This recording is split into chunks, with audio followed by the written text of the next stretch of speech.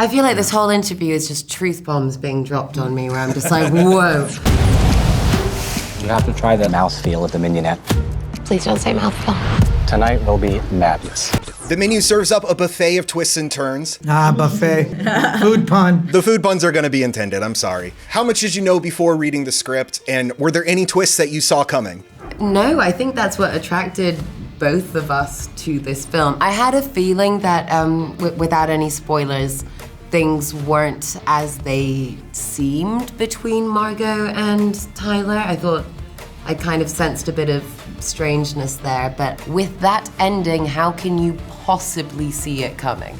Tyler, what the hell is going on? Seth and Will wrote such a beautiful script because it is that thing on second read you go back and you go, oh, there's all these little hints and details. You thread them through correctly throughout the story. It all kind of weaves together in a very beautiful way. I was excited to talk with Mark Mylod. I was a really big fan of Succession. It was just a really delicious opportunity that I could not pass up. It's so hard to avoid the food puns with this. I just realized after I said that, I was like, It is delicious. Hong, why did you say delicious? You could have picked any other word.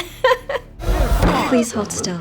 Will Tracy, the co-writer, we were working together on Succession. He sent me the script, said, take a look at this. I knew nothing about it. He just said, take a look at it. I read it completely blind. It was such an unpredictable, fantastically cinematic ride. Even before I got the audition, I'd heard about the movie. You know, they were like, oh, can this thing happen, which is crazy, and I'm talking about Chef Jeremy, so I knew that already going in. But in a way, it's sort of like, whet my appetite for the movie because... Food pun! Yeah, it had like a lore already. It had like a kind of a buzz. When I started building the team to make the film, I kept my cards pretty close to my chest, really, in case it didn't work out. I feel almost kind of pathologically protective about the spoilers, really. If you go way back to Sixth Sense or even The Crying Game and these wonderful films where a big chunk of the enjoyment is not knowing something, I put us, hopefully somewhere in that category where I just want audiences and my colleagues to experience it fresh.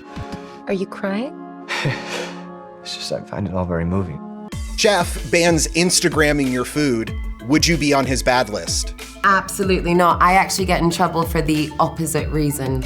Like, when people show up with like those fancy drinks that have, that's like smoke comes out of them and whatever. People show up and they're like, where's your phone? Like, I'm not gonna take a video of it. They're like, what's wrong with you? And I'm like, I've got eyes, I'll watch it happen and then I'll enjoy my drink. Thank you very much, good night. No, I'm not on Instagram, so you would never... Innocent. No more I food. don't photograph food. That's done. That's a rule. When social media was invented, that was okay because we were all novices. Yeah. But no more. No, it never looks as good. They have Never. perfected. Like, watch Chef's Table if you want close-ups of food. Like, we don't need my grainy ass photo of like in this darkly lit room is not going to appetize anyone. Yeah. I wouldn't be on the naughty list for that one. No, me neither. Even if you were the chef, if it's something you made, would you at least snap a picture of it for Yeah, your I would. Yeah. No, if I'm Because you gotta sell yourself. I gotta sell my wares. Come on. Yeah. No, I would. If I made it, I'd be proud of it. You're always taking pictures. What are you talking about? What are you Of talking yourself.